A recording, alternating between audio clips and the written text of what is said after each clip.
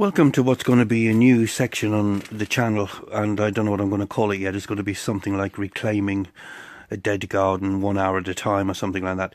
This is a part of the back garden which has not been used for years and years and years, because basically nothing would grow here. We planted grass, we did grass seed, we did sods, never grew. We had some bushes, very nice bushes against the back wall there. They grew for about 3 or 4 years, and then within the space of about 18 months, every single one of them died. So this became a sort of it was just kept clear when the kids were little to run around in, and then after that it just became a dumping ground. You can see it's riddled with bindweed. So for 2017, I've resolved I'm going to do something with this garden, and I'm going to finally make it produce something, and it's probably going to be a raised beds approach, because I don't know if there's something going on in the soil that's just killing everything. But anyhow, I did 1 hour before I lost the light, and this is what I've managed to clear in that hour. And I've dug up a ton of bindweed root. This garden is typical of a lot of gardens in this area, and they're overrun with bindweed. It's a full-time job just keeping the bindweed back. I mean, this stuff is absolutely evil. You can't kill it, unlike this body here, which I dug up. So all I'm going to do, it's a bit damp and wet when this was recorded, so all I did was let this dry out. So the plan is to just burn the root. That's the only way I know to get rid of it. And even then, if you spread the ashes, I'm convinced the root will take hold again. It's proper evil stuff, this. So anyhow, that's the plan. Burn all this. This is what I've cleared in an hour.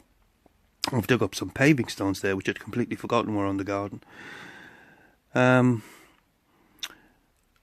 the idea is that I'm just going to do about an hour at a time in this garden and see what kind of shape I can get it into. I've got a kind of a half-baked idea or plan of what I want it to look like. It's going to comprise almost entirely raised beds, so if you have any ideas in that area, let me know. This is the second hour. Now, I came out when it was dark, and I don't know if it comes up very well on the video, but I unearthed a typewriter which looks like some sort of pre-war typewriter.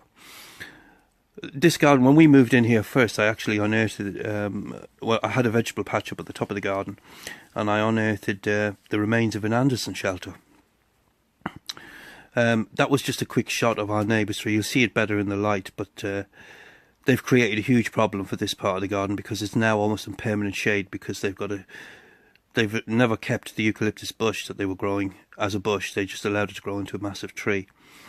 So for this hour, all I've managed to do is cut up some of the twigs, and I've kept back some of them because I've made pegs. Now, what on earth am I making wooden pegs for, you're asking yourself? Well, again, it's part of my half-baked idea. I'm not going to say just right now, because might not come to be, but I also want to be a little bit interesting and mysterious, so you're going to just have to keep watching to find out if they're used and what they're used for. So that was the end of the second hour.